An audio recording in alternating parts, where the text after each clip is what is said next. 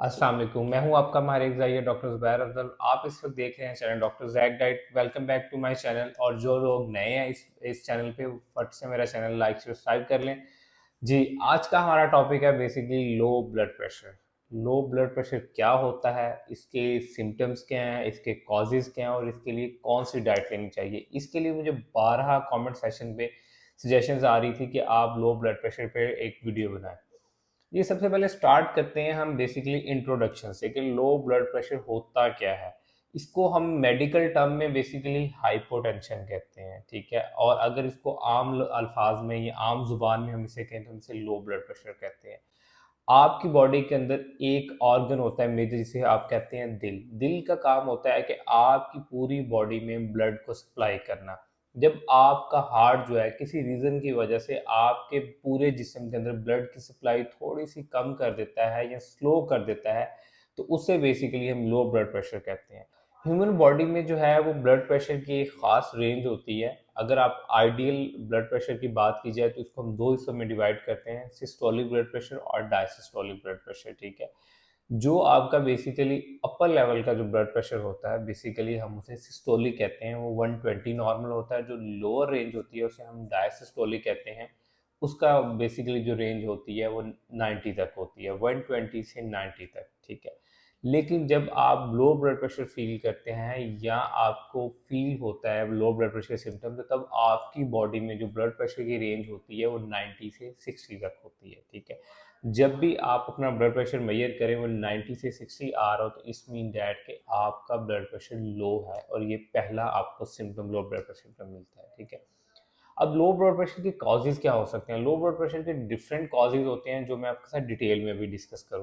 Low blood pressure के जो most common causes हैं उनमें सबसे पहले नंबर पे डिहाइड्रेशन आती है, नंबर 2 पे विटामिन बी 12 की डेफिशिएंसी, नंबर 3 पे फोलेट की डेफिशिएंसी, नंबर 4 पे प्रेग्नेंट और लैक्टेटिंग मदर आ जाती है। 6 पे मोस्ट कॉमन जो आपका रीज़न होता है वो सोडियम इम्बैलेंस होता है। बेसिकली सोडियम जो है वो आपकी बॉडी में एक मेन आपका मिनरल है जो ब्लड प्रेशर को मेंटेन या कम ज़्यादा करने में हेल्प आउट करता है। और सोडियम मोस्टली आपकी किडनीज के अंदर एक स्पेशल सैक नुमा झिल्लियाँ होती हैं जिनके अंदर सोडियम पाया जाता है।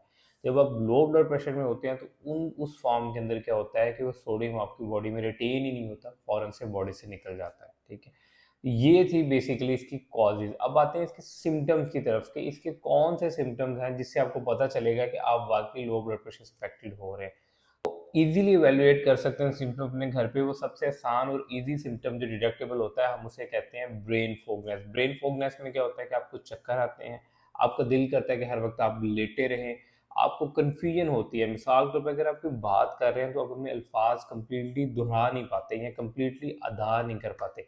अगर आप कुछ लिख रहे हैं, कुछ राइट डाउन कर रहे हैं तो फ़ौरन से आपकी आँखों के आगे अंधेरा आ जाता है, आपसे लिखा नहीं जाता, आप कोई भी चीज़ भूल जाते हैं। या फिर आपको कपकपाहट शुरू हो जाती है, ये भी एक इसका सिम्पटम। और जो नंबर 2 पे सिम्पटम आता है वो आता है बेसिकली डिज़ीनेस, डलनेस, और थर्ड नंबर पे आता है आपकी डिहाइड्रेशन। अब डिज़ीनेस में क्या होता है, हर वक्त आपको बेसिकली थकावट महसूस होना, हर वक्त आपको लेथार्जी रहना, आपसे कोई भी काम ना होना, ठीक है। अब डलनेस में क्या होना है, डलनेस में आपको अपेरेंटली बॉडी पे फील होना है कि आप वीक महसूस हो रहे हैं। और नंबर 3 पे डिहाइड्रेशन।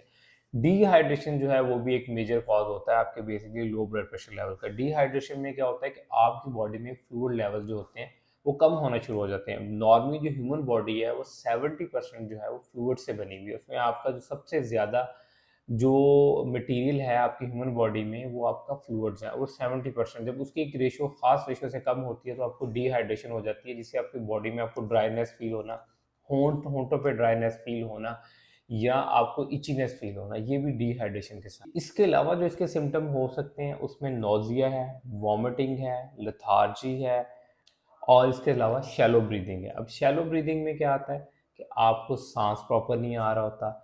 नोज़िया या वॉमिटिंग में या तो आपको मतली लगता है कि आ रही है लेकिन प्रॉपर आप उसको स्पिट आउट नहीं कर पाते, या फिर आपको वॉमिट आ जाती है, जो भी आप खाना खाते हैं वो आप उसको बाहर निकाल देते हैं। ये बेसिकली एक लो ब्लड प्रेशर के सिम्टम्स से। अगर आप इनमें से कोई भी सिम्टम फेस कर रहे हैं तो आप एवेल्युएट करके अपने किसी भी कंसल्टेंट से भी कंसल्ट कर सकते हैं। अब हमने इसके कॉजेज़ भी डिस्कस कर लिए, सिम्पटम्स भी डिस्कस कर लिए, अब आते हैं कि इसके लिए हमें क्या डाइट लेनी चाहिए। अब इस चीज़ में मैं थोड़ा-सा आपको एक रिसर्च बेस्ड स्टडीज़ भी आपके साथ शेयर करूँगा। Basically recently around 5 to 6 year पहले एक स्टडी पब्लिश हुई थी कि अगर 1 करोड़ आबादी है तो उसमें जो 2% लोग हैं वो जेनेटिकली जो है वो इस चीज़ को कैरी करके आते हैं कि वो लो ब्लड प्रेशर होता है उन्हें, ठीक है? अगर मिसाल के तौर पे अगर 1 करोड़ लोग हैं तो उसका आप 2% निकालेंगे तो 2 लाख के करीब ऐसे लोग मिलेंगे जिनको बचपन से या अर्ली एज से ही लो ब्लड प्रेशर का इश्यूज़ होता है। उसमें क्या होता है कि उनके जो बेसिकली बॉडी है वो जेनेटिकली जीन्स में ये चीज़ कैरी करके लेके आती है, जिसकी वजह से ये होता है कि उनकी बॉडी में सोडियम नहीं रिटेन हो रहा होता और वो लो ब्लड प्रेशर को फेस कर रहे होते हैं।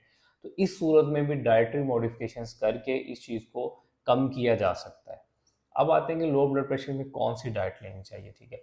लो ब्लड प्रेशर में सबसे पहले हमें अपने इलेक्ट्रोलाइट्स को बैलेंस करना होता है। इलेक्ट्रोलाइट्स क्या है? इलेक्ट्रोलाइट वो नमकियात हैं जो आपके ब्लड प्रेशर को मेंटेन करने के लिए, आपके ब्लड प्रेशर की रेशियो को मेंटेन करने के लिए चाहिए होते हैं। उसमें आपको सोडियम चाहिए होता है, पोटाशियम चाहिए होता है और मैग्नीशियम चाहिए होता है, कैल्शियम चाहिए होता है। ये वो सारे नमकियात हैं जो आपके ब्लड में चाहिए होते हैं मिनरल बैलेंस को मेंटेन करने के लिए, ठीक है।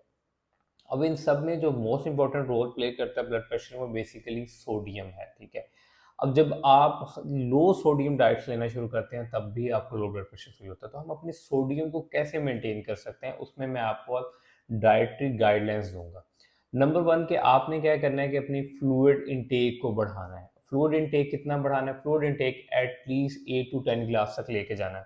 तो 8 to 10 ग्लास में से आपने कोशिश करनी है कि 4 ग्लासेस जो हैं वो आपके सोडियम इंटेक या सोडियम से रिलेटेड फूड के साथ हो। नंबर वन, आप इसमें जो चीज़ ऐड कर सकते हैं वो नमकीन लस्सी ऐड कर सकते हैं। एक आधा कप आप दही लें, उसकी आप 2 ग्लास लस्सी बनाएं नमकीन, वो ले सकते हैं। नंबर टू पे आप लेमनेड ले सकते हैं, नींबू की शिकंजी ले सकते हैं, ठीक है। अगर नींबू की शिकंजी का सीज़न अवेलेबल नहीं है तो आजकल जैसे सीज़न में आपको फ्रूटर या मौसमी अवेलेबल हैं, तो आप उसका भी डाइल्यूटेड फॉर्म में जूस बना के, मिसाल के तौर पे अगर आपने 1 कप मौसम्मी का जूस निकाला तो आप उसमें 2 ग्लास पानी शामिल करके और पिंच ऑफ सॉल्ट ऐड करके वो भी ले सकते हैं, ठीक है।